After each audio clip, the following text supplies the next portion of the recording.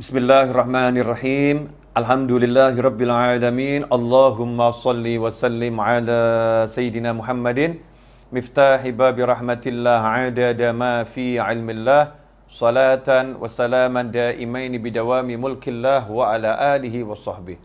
Allahumma shalli ala sayyidina Muhammadin salatan taftahu biha lana futuhal arifin wa tufaqihuna biha fid din wa ala alihi wa sahbihi. Assalamualaikum warahmatullahi wabarakatuh.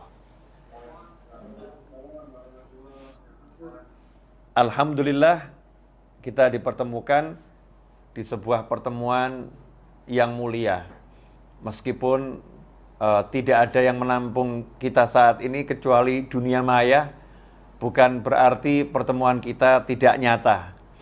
Pertemuan di jalan Allah Ta'ala itu yang dibutuhkan tempatnya adalah hati, ya, yang dibutuhkan adalah hati. Insya Allah kalau hatinya sudah bersatu, maka di situ turun rahmat dari Allah Subhanahu wa Ta'ala. Mudah-mudahan pertemuan kita kali ini betul-betul bisa mendatangkan rahmat khususnya untuk diri kita pribadi dan teruntuk seluruh umat Nabi Muhammad SAW, khususnya untuk bangsa yang kita cintai. Berpikir positif di segala kondisi, berpikir positif di segala situasi. Hal yang mudah, tapi tidak mudah dilakukan. Hidup ini kan pilihannya ada dua, pilih enak atau pilih nggak enak. Pilih enak atau pilih nggak enak. Seharusnya dalam kondisi apapun, ya kita pilih yang enak. Ya kita pilih yang enak. Milih yang enak itulah yang merupakan wujud daripada berpikir positif, berpikir yang baik, berpikir yang enak-enak. Bagaimana implementasinya, penerapannya dalam kehidupan sehari-hari? Dalam Al-Quran sudah sangat banyak contoh bagaimana manusia harus berpikir positif di kondisi yang sesulit apapun. Ya, kondisi sesulit apapun, menghadapi tantangan model apapun.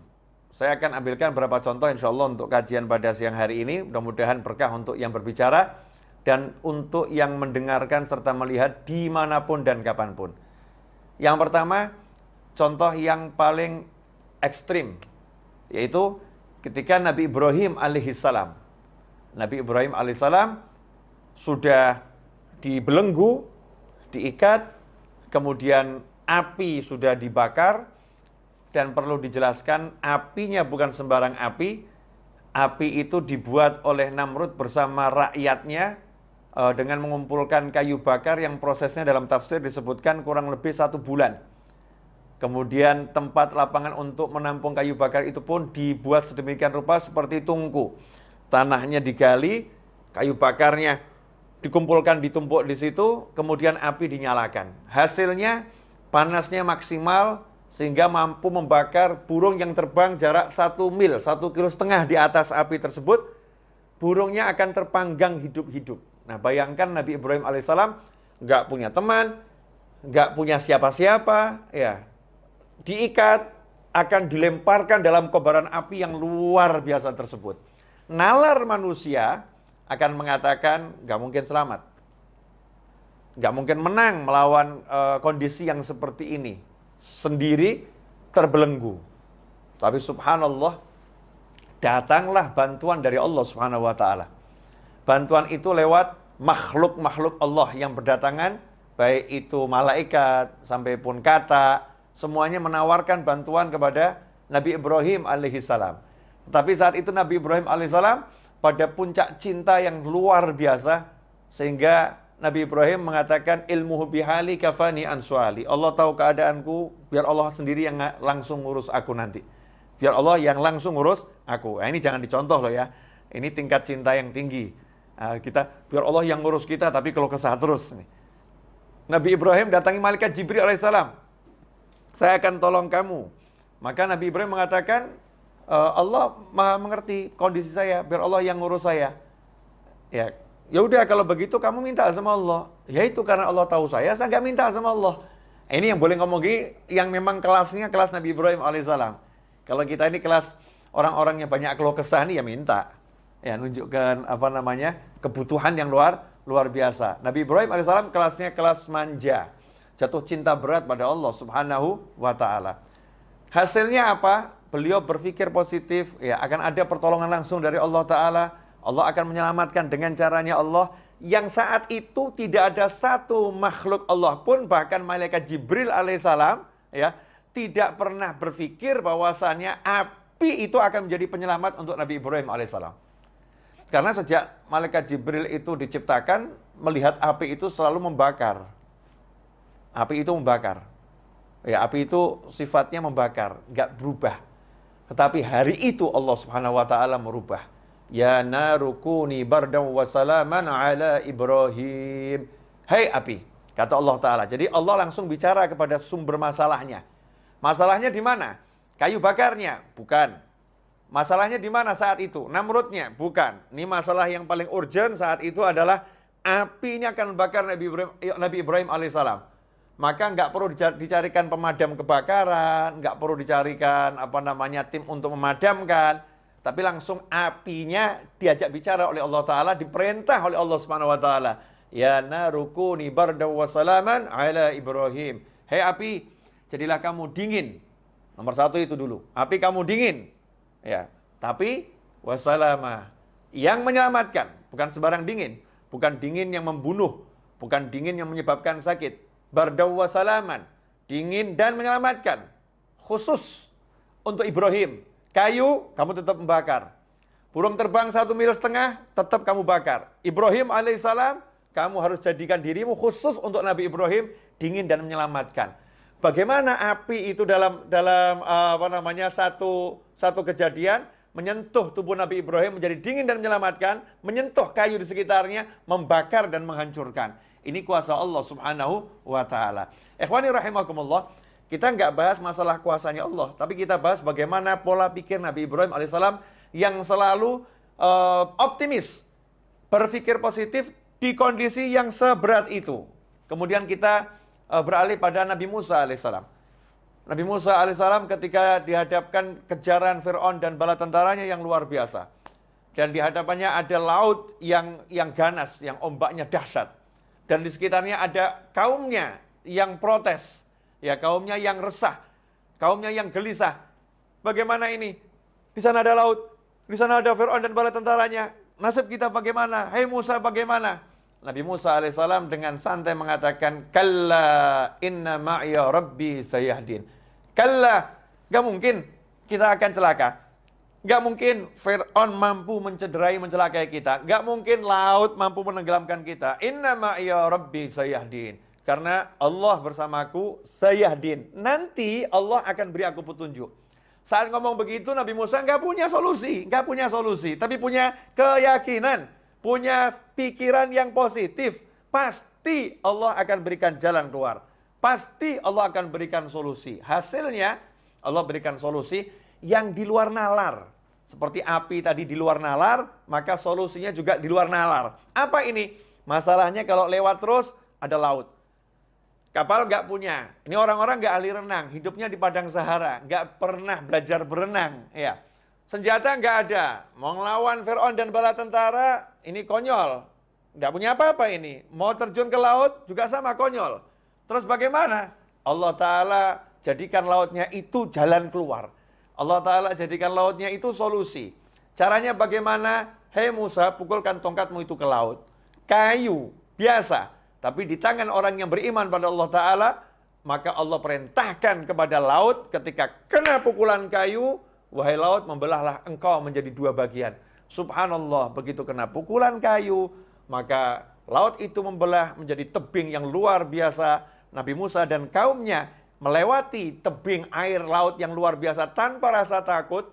La khaufun alaihim wa lahum yahzanun. Allah turunkan kepada mereka rasa tenang, nyaman, berjalan. Padahal ini gemuruh air luar biasa, dibendung oleh Allah Subhanahu wa ta'ala. Jalan melewati sampai ke tepian. Kemudian Fir'aun dan bala tentaranya menyusul, Allah kemudian tenggelamkan laut itu kembali seperti semula, sehingga Fir'aun dan bala tentaranya tenggelam. Lagi-lagi berpikir positif, di saat yang mustahil mendapatkan solusi, itu dilakukan oleh Nabi Musa alaihissalam. Kemudian kita melihat Nabi Yakub alaihissalam.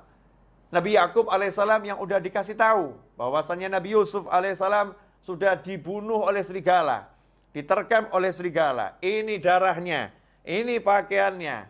Nabi Yakub mengatakan, nanti ya putraku akan dikembalikan semua kepadaku. Selalu yakin kalau Nabi Yusuf masih hidup. Jasadnya nggak ada, aku nggak ketemukan jasadnya. Berpikir positif, Nabi Yusuf masih hidup. Tentunya dilandasi dengan ilmu dari Allah Subhanahu wa Ta'ala. Hasilnya apa? Hasilnya betul dipertemukan dengan putranya Nabi Yusuf alaihissalam. Bahkan sudah menjadi seorang Perdana Menteri terpercaya di kerajaan Mesir yang punya kedudukan tinggi dan dicintai oleh masyarakat Mesir. Orang tuanya pun dimuliakan oleh Nabi Yusuf alaihissalam. Keluarganya pun dimuliakan oleh Nabi Yusuf alaihissalam. Setelah perjalanan panjang yang dibuang ke sumur, dijual sebagai budak, masuk ke penjara, akhirnya menjadi seorang yang luar biasa. Lagi-lagi Nabi Yusuf berpikir positif, ayahnya berpikir positif. Kemudian kalau kita lihat kepada Nabi Ismail alaihissalam beserta ibunya, dan Nabi Ibrahim alaihissalam ketika bersama keluarganya, saat Allah Subhanahu wa Ta'ala memerintahkan Nabi Ibrahim untuk membawa istri dan anaknya untuk memindahkan istri dan anaknya ini ke suatu dataran rendah yang nggak ada manusia ataupun binatang yang hidup di sana, yang panasnya tinggi, nggak ada air, yang adanya cuma padang pasir dan gunung bebatuan. Maka saat itu Nabi Ibrahim alaihissalam meninggalkan istri dan anaknya dengan pikiran positif yang luar biasa. Sementara sang istri yang ditinggal pun pikirannya positifnya luar biasa, mengatakan pada suaminya, kalau Allah yang memerintahkan kamu untuk meninggalkan kami di sini, maka pulanglah dengan tenang, dengan nyaman, lanjutkan perjalananmu. Maka suaminya pulang ke istri yang lain, ya. Sementara istrinya bersama anak di padang Sahara yang mematikan saat itu. Nabi Ibrahim pun naik ke atas gunung, kemudian melihat ke arah istri dan anaknya, angkat tangan dengan doa yang diabadikan dalam Al-Quran, doa yang tidak logis, ya, doa yang nggak masuk akal, karena doa itu tak membutuhkan akal, doa itu membutuhkan iman, dan kalau udah bicara tentang iman, maka semua perbuatan Allah itu melampaui logika manusia manapun, melampaui logika siapapun, karena Allah berbuat dengan kehendaknya, dengan kemahamampuannya, dengan kemahabisaannya, bukan dengan asbab yang ada pada kita. Nabi Ibrahim mengerti itu, maka berdoa pada Allah Subhanahu wa Ta'ala, ya Allah, aku letakkan sebagian daripada anak keturunanku di suatu lembah yang tidak punya tanaman, nggak punya kehidupan di situ, ghairi dzara'in, nggak ada tanaman di sana. Ya Allah, agar mereka menjadi orang-orang nanti yang mendirikan sholat. Mereka nanti akan, tolong kirimkan kepada mereka buah-buahan dari segala penjuru, kirimkan kepada mereka manusia dari segala penjuru. Subhanallah, sudah tahu tempat ini tempat yang gersang, nggak ada kehidupan, tapi mengatakan liyuqimus shalah, agar nanti muncul manusia-manusia yang mendirikan sholat dari anak keturunan gue ini. Nabi Ibrahim meyakini Nabi Ismail nanti akan berkeluarga, Nabi Ismail akan punya anak, Nabi Ismail akan punya cucu, sampai akhirnya punya cucu namanya Nabi Muhammad sallallahu alaihi wasallam. Itu adalah husnudzan, prasangka baik, positive thinking yang dimiliki oleh Nabi Ibrahim alaihissalam, sehingga bisa menghasilkan kehidupan di kota Mekah yang tadinya padang Sahara sampai menjadi kota yang luar biasa. Begitu pula istri Nabi Ibrahim, ibu Nabi Ismail alaihi wassalam. Ya, bagaimana ketika ditinggal oleh suaminya, kemudian berdua dengan anaknya. Saat itu sang anak menangis karena bekal telah habis, air yang diminum nggak ada, makanan nggak ada. Bayi yang usianya baru 2 tahun ini menangis, kurang lebih 2 tahun menangis sejadi-jadinya. Maka sang ibu pun tidak berpikir negatif, berpikir positif. Cari tempat yang tinggi, dan tempat yang tinggi adalah Bukit Sofa dan Bukit Marwah. Kenapa cari tempat yang tinggi? Untuk melihat sekitar, ada nggak manusia yang bisa dimintai pertolongan. Siapa tahu ada musafir yang lewat, yang bisa dimintai pertolongan. Maka lari ke Bukit Sofa. Lihat di sekitar nggak ada, pindah ke Bukit Marwah. Lihat sekitar nggak ada, lari ke Sofa lagi. Berulang kali Sofa dan Marwah dengan positive thinking, Allah akan memberikan solusi untuk masalah saya ini. Subhanallah, karena minta solusinya dari Allah Subhanahu wa Ta'ala, maka Allah berikan solusi itu di kaki bayi Ismail alaihissalam yang menjejak-jejakkan kaki ke bumi, tiba-tiba memuncrat air yang keras yang luar biasa, yang akhirnya menjadi air Zam-Zam, hingga hari ini dan sampai hari kiamat, air itu akan menjadi sumber kehidupan umat manusia. Ini karena positive thinking dari ibunya Nabi Ismail alaihissalam. Kemudian kita lihat Nabi Ismail alaihissalam ketika akan disembelih, ya, perintah menyembelih Nabi Ismail alaihissalam dengan santai dan positive thinking mengatakan kepada ayahnya kondisi yang seperti itu, ya abatif alma tu'mar, wahai ayahku, lakukan yang diperintahkan kepadamu. Satajidu ini insyaallah minas sabirin. Insyaallah engkau akan dapati aku termasuk orang-orang yang sabar menghadapi masalah ini. Apa yang terjadi? Allah Ta'ala jadikan leher Nabi Ismail tidak bisa disentuh oleh pisau, ya. Pisau yang tajam nggak bisa menyentuh leher Nabi Ismail. Leher itu menjadi seperti baja yang luar biasa. Kemudian Allah katakan pada Nabi Ibrahim alaihissalam, engkau telah melaksanakan arti mimpimu, maka sekarang kami datangkan domba dari surga sebagai ganti untuk Nabi Ismail alaihissalam. Maka saat itulah diganti domba yang disembelih. Nabi Ismail pun selamat karena positive thinking dari ayah, positive thinking dari anak menghasilkan sesuatu yang luar biasa. Ikhwani rahimakumullah. Kalau kita dihadapi satu masalah, kemudian kita itu menyerah dengan masalah, berarti kita seperti manusia yang nggak punya Tuhan. Manusia nggak punya Allah subhanahu wa ta'ala. Jangan pernah menyerah menghadapi kehidupan model apapun dan model bagaimanapun. Karena yang menguasai hidup ini bukan makhluk. Yang menguasai hidup ini bukan ciptaan. Tapi hidup ini dikuasai oleh yang maha mencipta, yaitu Allah subhanahu wa ta'ala. Semuanya adalah makhluk Allah dan semuanya adalah ciptaan Allah ta'ala. Maka apapun kondisinya, apapun masalahnya, kita berpikir positif, Allah akan berikan solusi. Allah akan berikan jalan keluar. Bagaimana caranya? Allah telah menjelaskan, "Wa may yattaqillaha yaj'al lahu makhrajan wa yarzuqhu min haitsu la yahtasib." Siapa yang bertakwa pada Allah, "Wa may yattaqillaha yaj'al lahu makhraja." Allah akan selalu memberikan solusi. Allah akan selalu memberikan jalan keluar. "Wa yarzuqhu min haitsu la yahtasib." Bahkan Allah menambahin, bukan cuma solusi, jalan keluar, dan Allah akan senantiasa selalu terus-menerus memberikan rezeki dari arah yang nggak pernah dia nalar, dari arah yang nggak pernah bisa dia perhitungkan, dari arah yang nggak pernah dia sangka. Rezeki Allah sifatnya surprise untuk dia, kejutan yang menyenangkan untuknya. Karena apa? Karena takwa pada Allah Ta'ala, melaksanakan perintah Allah, menjauhi larangan Allah. Itulah cara agar kita bisa berpikir positif. Ya, berpikir positif artinya apapun masalahnya, kita jadikan takwa sebagai kendaraan. Takwa sebagai sumber solusi dari langit. Takwa sebagai sumber pertolongan dari Allah subhanahu wa ta'ala. Sayangnya, saat ada masalah, justru kita mengandalkan yang namanya makhluk. Dan kita lupa pada Sang Khalik, yaitu Allah Ta'ala. Kita jauh dari yang namanya ketaatan. Kita justru larut dalam keluh kesah, dalam hal-hal yang enggak diridhai oleh Allah subhanahu wa ta'ala. Ikhwani rahimakumullah. Nah, ini sekarang kita dalam hidup. Dalam hidup tuh kondisinya apapun kan pilihannya selalu ada pilihan enak. Contoh, dipecat dari kantor. Ngapain mikir hidupku berantakan? Kan bisa mikir, wah, saya mau dikasih lapangan pekerjaan yang lebih bagus. Allah akan beri saya cara kerja yang lebih enak, yang lebih nyaman. Allah akan jadikan rezeki saya lebih banyak. Karena di kantor ini kelihatannya nggak cukup untuk gaji saya ini. Tidak mampu gaji saya lebih besar nih. Saya akan dikasih gaji yang lebih besar. Caranya gimana? Wallahu a'lam. Allah yang tahu. Yang penting saya mau usaha, saya mau tingkatkan takwa saya pada Allah subhanahu wa ta'ala. Berpikir yang positif. Apapun itu bisa dilakukan kok. Tapi kenapa kok kita nggak mau mikir yang positif? Mikirnya nggak enak. Padahal pikiranmu adalah doamu. Pikiranmu adalah doamu. Ana 'inda dhanni 'abdi bi falyadhunna bima syaa. Kata Allah Ta'ala dalam hadits qudsi, ana 'inda dhanni 'abdi bi. Aku tergantung apa yang difikirkan hambaku, prasangka hambaku. Karena itu terserah dia mau nyangka apa tentang aku. Dia mau berpikir apa tentang aku. Jadi kalau kita mikirnya jelek, ya dapatnya jelek. Kalau mikirnya bagus, ya insya Allah dapatnya bagus. Nah, modal mikir aja kok takut. Seperti ada orang nggak punya duit. Nganggur.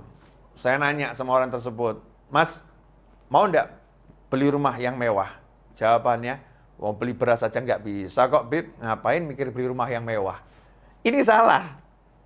Kenapa? Karena dia telah membatasi kemampuan Allah memberikan rezeki dengan kemampuan usahanya. Saya nggak mampu usaha, jadi Allah nggak bisa ngasih saya rezeki. Masya Allah. Jadi Tuhannya usaha ya? Tuhannya usaha, bukan Allah Ta'ala. Seharusnya bagaimana? Sadar dengan kenyataan, memang nggak punya uang, memang nggak punya kerjaan, lagi nganggur. Tapi kalau ada tawaran, Mas, mau nggak punya rumah yang mewah? Jawab saja, mau, insya Allah, doakan. Ya, semoga Allah kasih saya kemampuan, Allah beri saya kemudahan. Tidak ada yang mustahil. Tapi kenapa mikir yang positif aja berat? Karena tauhidnya lemah.